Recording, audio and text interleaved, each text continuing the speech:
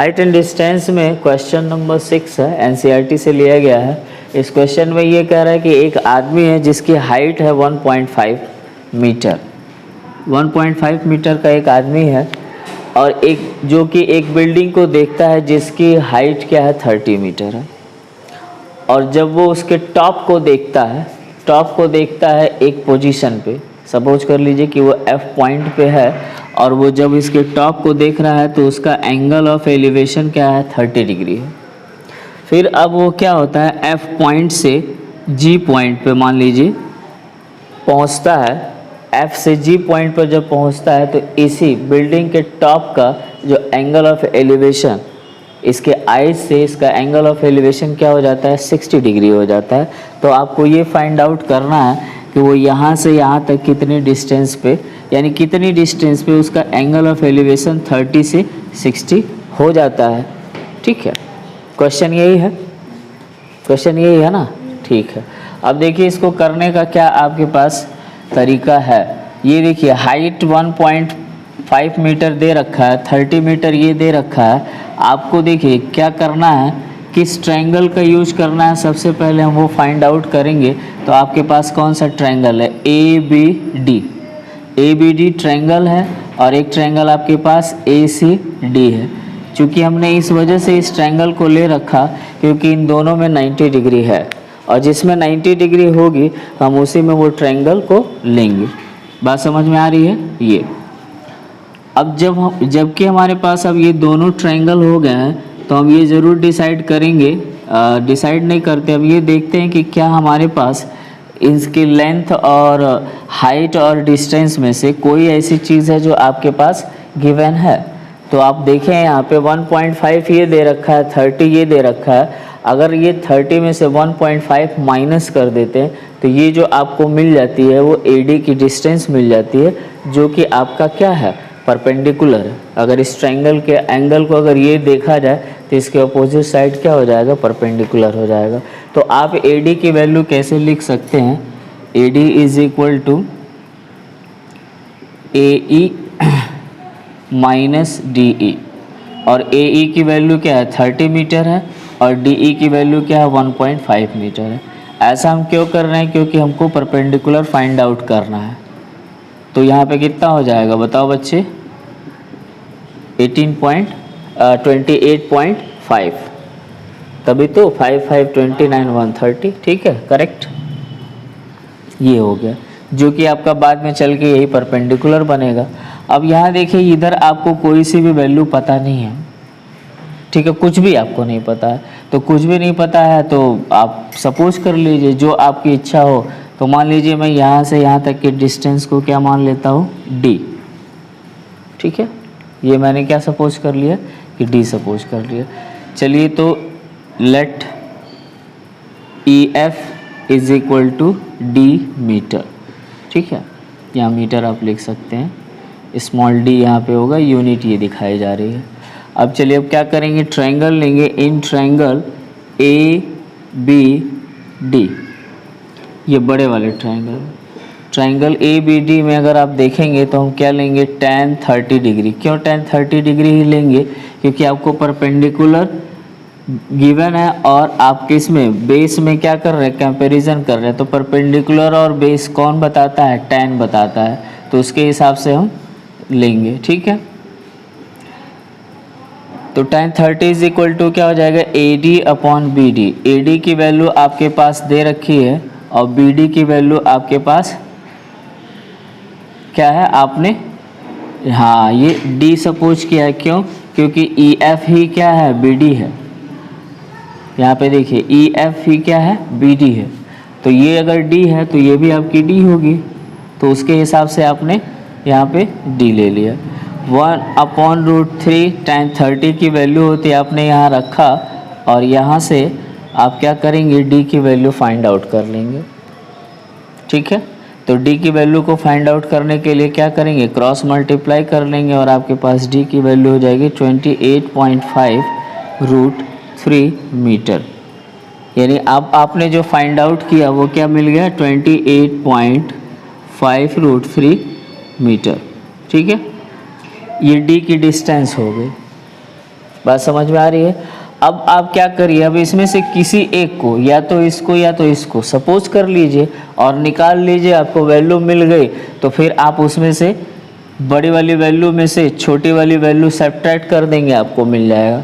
तो देखिए मैं ये कह रहा हूँ, इसको सपोज करने के बजाय आप इसको सपोज कर लीजिए कि इसकी जो डिस्टेंस है वो क्या है, x है, ठीक है। और आपको इस ट्रायंगल में आसानी से आप ये डिस्टेंस फाइंड आउट कर पाएंगे क्योंकि परपेंडिकुलर अपॉन बेस हो जाएगा, तो ये वैल्यू आपको आसानी से मिल जाएगी और बड़ी वाली वैल्यू में से छोटी वैल्यू माइनस कर देंगे तो ये डिस्टेंस आपको मिल जाएगी, ठीक है। तो चलिए, तो फिर क्या लिखेंगे यहाँ पे, let CD is equal to x metre. अब ये करने के बाद आप यहाँ पे लिखेंगे सेकेंड इन ट्रायंगल। अब किस ट्रायंगल की बात करेंगे, ACD। इन ट्रायंगल ACD फिर वही बात होगी कि tan 60 डिग्री लेनी पड़ेगी क्योंकि परपेंडिकुलर हमको पता है और हमको ये निकालना है, ठीक है। तो परपेंडिकुलर और बेस में हमारे पास कौन जो है वो दिखा रहा है, परपेंडिकुलर और बेस में कौन वो दिखा रहा है, हाँ tan थीटा ही दिखाएगा। तो मीन्स दैट क्या हो जाएगा, AD अपॉन DC। तो AD की वैल्यू आपके पास गिवन है 8.5 और DC आपने सपोज किया है वो हो जाएगा आपका x। और 60 की वैल्यू क्या होती है, √3। tan 60 की वैल्यू क्या होती है, √3। तो यहाँ से आप निकाल लेंगे x की वैल्यू, तो ये हो जाएगा x is equal to 28.5 upon √3, ठीक है।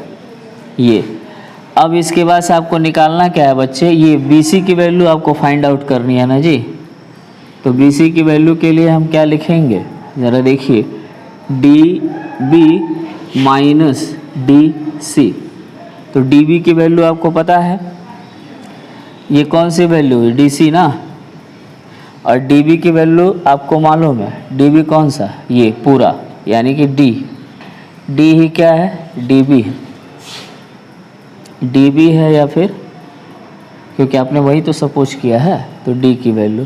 तो आप वैल्यू रख दीजिए, कितना हो जाएगा यहाँ पे 28.5 √3 माइनस 28.5 अपॉन √3। तो ज़रा देखो बच्चे, यहाँ 28.5 क्या है, कॉमन है, तो √3 माइनस 1 अपॉन √3 ऐसे कर लीजिए और 3 का इसमें मल्टीप्लाई करके कुछ इस तरीके से, तो 28.5 2 अपॉन √3। आप चाहें तो √3 का ऊपर और नीचे मल्टीप्लाई कर लीजिए, है ना, यहाँ रेशनलाइजेशन कर दीजिए और रेशनलाइजेशन करके तो ये हो जाएगा इंटू 2√3 अपॉन 3। अगर कुछ कैंसिल आउट हो रहा है तो कैंसिल आउट कर लीजिए, 8 2 10 5 15, 3 से ये कटेगा, तो कटेगा तो कितना हो जाएगा बच्चे, 9 3 का 27, तो यहाँ 3 हो जाएगा और 1 उतरेगा 5, 9 हो जाएगा ना, 9 3 का 27, 9.5। और ये 9.5 का इसमें मल्टीप्लाई करेंगे 2 का, तो कितना हो जाएगा, 9 2 18 और 1 19, तो ये हो जाएगा 19 √3। और अगर √3 की वैल्यू दे रखी है तो उसका मल्टीप्लाई करके आप आंसर निकाल सकते हैं, ठीक है। तो ये किसकी वैल्यू हो जाएगी, ये इसकी वैल्यू हो जाएगी। बात समझ में आ रही है। अभी ये इसकी वैल्यू है क्या, 19 √3, और आपको चाहिए किसकी वैल्यू, इसकी वैल्यू, है ना। क्वेश्चन काफ़ी बड़ा है क्या, आंसर तो अब क्या ये वैल्यू निकालनी है या फिर ये वैल्यू निकालनी है, ये निकालनी है, कोई भी निकालनी। चलिए ये वाली तो वैल्यू आपको मिल गई, अब आपको निकालनी है BC की वैल्यू, तो मैं यहाँ लिख देता हूँ, ठीक है, यहाँ पे। अब देखिए BC की वैल्यू आपको निकालनी है तो कैसे निकालेंगे, BC की वैल्यू बड़े वाले में से छोटे वाले को माइनस कर देंगे, ठीक है। तो ये फिर BD माइनस क्या हो जाएगा, ये CD, हाँ ये DC। तो BD की वैल्यू 28.5 √3 है और माइनस अभी आपका BC आया है, ये BC निकाले हैं हम, हाँ ठीक तो है, यानी BC ये निकला है ना, ये निकला। तो यहाँ पे सी डी तो ऑलरेडी निकल चुका है, तब कोई दिक्कत नहीं है, सारी वैल्यू फाइंड आउट हो गई है हमारी। ठीक है, ये वैल्यू आ जाएगी 19√3 और ये वैल्यू आपकी कितनी आ जाएगी x, हाँ ये 28/3 है। तो अगर यहाँ से भी आप इसका मल्टीप्लाई करके निकालें तो 3 से ये कैंसिल आउट हो जाएगा, तो ये आ जाएगा 9.5√3। ठीक है, तो ये आ जाएगा 9.5√3। दोनों वैल्यू आपको मिल गई है। अरे 9 9 18 और ये 28 आ तो गया है। ठीक है,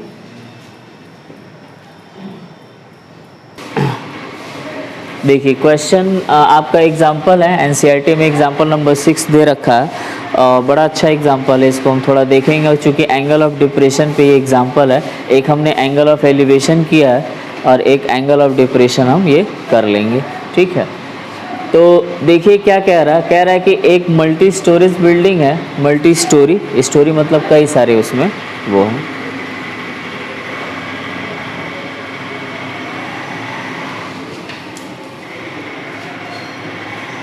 अच्छा, सुनाई दे रहा था क्या? ध्यान नहीं दिए हैं। तो एग्जाम्पल 6 में क्या बताया जा रहा है, क्वेश्चन ये है, एंगल ऑफ डिप्रेशन पे क्वेश्चन है, हम इसको देखेंगे।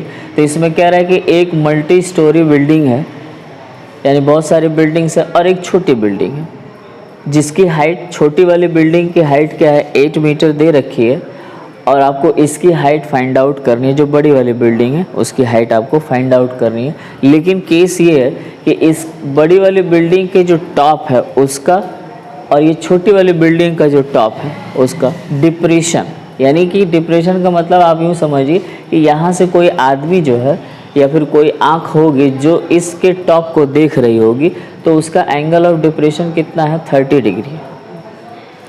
और फिर यहीं से, यानी इस बिल्डिंग के टॉप से छोटी वाली बिल्डिंग के बॉटम का एंगल ऑफ डिप्रेशन कितना है 45 डिग्री है। ठीक है, तो आपको फाइंड आउट क्या करना है, इन दोनों के बीच ये कितनी दूरी पे ये दोनों बिल्डिंग है वो, और इनकी हाइट क्या है, यानी कि ये बड़ी वाली बिल्डिंग की हाइट क्या है, छोटी वाली बिल्डिंग की हाइट आपको दे रखी है। तो कुछ फिगर इसका इस तरीके से बनेगा। ये देखिए फिगराइज आप ज़रूर कर देंगे इस तरह से, ताकि बहुत आसानी से ईजिली आपको समझ में आ जाए कि क्या दिया गया है। ठीक है, तो ये मान लीजिए मल्टी स्टोरेज बिल्डिंग है और ये छोटी वाली बिल्डिंग है। चलिए, तो जब देखिए ये एंगल ऑफ डिप्रेशन है 30 डिग्री, तो इसके ठीक पैरेलल लाइन हम यहाँ पे ड्रॉ करेंगे। और जैसे हमने ये ड्रॉ किया तो अल्टरनेट एंगल की प्रॉपर्टी से ये आपका 30 डिग्री हो गया। ठीक है, एंगल ऑफ डिप्रेशन यहाँ पे दे रखा है 45 डिग्री। अब जब हम इसको यहाँ से इसको मिलाएंगे तो ये देखिए इस वाले में, ये पूरे वाले में ऐसे जेट बन रहा है, तो ये अल्टरनेट एंगल यहाँ और अल्टरनेट एंगल यहाँ, तो ये आपका क्या हो जाएगा 45 डिग्री। इन केस अगर आपको लगे कि हाँ क्या उसमें हो रहा है, तो जब भी आपको लगेगा, यानी कि जब भी आप देखेंगे तो हमेशा ही ऊपर वाली वैल्यू क्या होगी 30 डिग्री, यानी छोटी होगी, नीचे वाली वैल्यू हमेशा बड़ी होगी एंगल ऑफ डिप्रेशन में। ठीक है, बात समझ में आ रही है? तो चलिए, तो फिगर आपके पास बन गया है, डेटा भी आपके पास दिया हुआ है। अब आप चाहें तो उसको क्या कर लेंगे, थोड़ा नोमेरिकल कह रहा हूँ, वर्ड के फॉर्म में आप लिख सकते हैं। नॉमिनेशन कर दीजिए AB, ये कर दीजिए CD और यहाँ कर दीजिए आप A। तो आपको क्या फाइंड आउट, यानी आपने लेट क्या किया है AD = H मीटर, और आपने CD यानी ये डिस्टेंस है, इसको आपने लेट किया है D मीटर। ठीक है, आपके पास गिवन क्या है BC ये आपके पास गिवन है 8 मीटर। देखिए यहाँ लिखें या फिर यहाँ लिखें, बात वही है। ठीक है, सब कुछ इसमें आपने नॉमिनेशन कर दिया है। अब देखिए कि आपके पास कितने ट्रायंगल बन रहे हैं, आपके पास कौन कौन से ट्रायंगल हैं। एक ट्रायंगल ABE है और दूसरा ट्रायंगल कौन सा है ACD। दो ट्रायंगल आपके पास दिख रहे हैं। बाकी हमको किसी ट्रायंगल से मतलब नहीं है। एक बड़े वाले ट्रायंगल से ABE और एक ये वाला ट्रायंगल है ACD, मतलब बड़ा एक और ये छोटा वाला, दोनों इसी ट्रायंगल से आपको मतलब है। अब हमको करना ये है, देखिए हमको करना क्या है, हमारे पास हाइट भी नहीं पता है, ये भी नहीं पता है, मतलब सॉरी ये हाइट ये नहीं पता है, डिस्टेंस भी नहीं पता है, लेकिन ये वाली वैल्यू ज़रूर पता है। तो मान लीजिए हम अगर इस वाले से इस वाले ट्रायंगल को हम लेते हैं तो ये हमारा परपेंडिकुलर हो जाएगा, ये हमारा क्या हो जाएगा, बेस हो जाएगा। तो परपेंडिकुलर अपॉन बेस तो लिख सकते हैं। आपने चूँकि इसकी पूरी हाइट आपने क्या एच ले ली है और ये आप देख रहे हैं 45 डिग्री है, तो आप यहाँ से चाहें तो फर्स्ट ट्रायंगल आप 45 डिग्री वाली लेके इनमें एक रिलेशन निकाल सकते हैं, ठीक है, और फिर उसके बाद से यही हम आप पुट कर सकते हैं। या फिर आप चाहें तो इस AE की जो डिस्टेंस है, ये AE की डिस्टेंस को क्या लिख सकते हैं, h-8 मीटर, ठीक है, ये वाली बात समझ में आ रही है। तो आप यहाँ से AE की डिस्टेंस को क्या लिखेंगे, h-8 मीटर। तो जो आपको आसान लगे आप उस चीज़ को अप्लाई कर सकते हैं, ठीक है। तो अब मान लीजिए ये वाली डिस्टेंस आपको ये वाली हाइट आपको पता चल गई, ये डिस्टेंस है, आप पहले 30 डिग्री ले लीजिए, वहाँ से एक रिलेशन निकाल लीजिए, 45 डिग्री वाले से एक रिलेशन वहाँ से निकाल लीजिए और दोनों को आप कंपैरिजन कर दीजिए, आपको वैल्यू मिल जाएगी, ठीक है। और जैसे हाइट मिल गई फिर उसके बाद आपको डिस्टेंस मिल जाएगी। तो चलिए आइए करते हैं। तो हम लेते हैं इन ट्रायंगल, बड़े वाले ट्रायंगल में बात करेंगे ACD।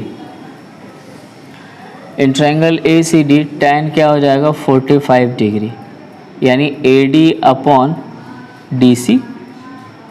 AD की वैल्यू क्या दे रखी है, आपने क्या सपोज किया है, H, और DC की वैल्यू आपने सपोज किया है D।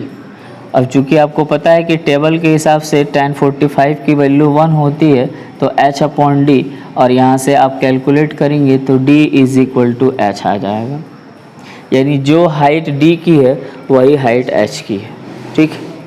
क्योंकि फिगर में आपको नहीं दिख रहा होगा, फिगर में ये थोड़ा लंबा मैंने बना दिया है और ये थोड़ा पास में बना दिया है, तो आप अगर फिगर को आप थोड़ा बनाएंगे तो ये दोनों इक्वल कर लेंगे, ठीक है। बनाते टाइम पे आप ध्यान दे देंगे, बात समझ में आ गई।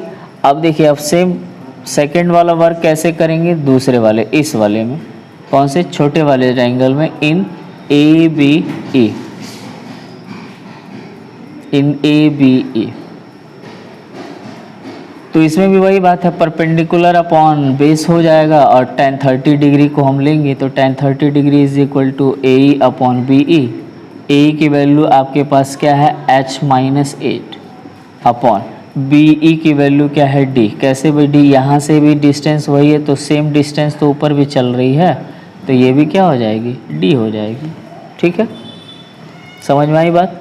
अब यहाँ से क्या हो जाएगा, 1/√3 is equal to h-8 upon D। Cross multiply कर देंगे तो D इज इक्वल टू क्या हो जाएगा, देखिए इस √3 का मैं दोनों में मल्टीप्लाई करूँगा क्योंकि मल्टीप्लाई होगा, ये हो जाएगा ना जी। ये देखिए यहाँ से आप यहाँ से देख रहे हैं कि D की वैल्यू H के इक्वल है, तो ये वैल्यू रिप्लेस कर सकते हैं, नहीं कर सकते हैं, तो हम इसको क्या कर लेंगे, इसको 1 लिख के और यहाँ लिख लेंगे फ्रॉम 1, और ये जो D है उसको H से रिप्लेस कर लेंगे। क्यों ऐसा करेंगे, क्योंकि हमको क्या चाहिए, H की वैल्यू चाहिए, H की वैल्यू पहले निकल जाएगी तो हमारा काम आसान हो जाएगा।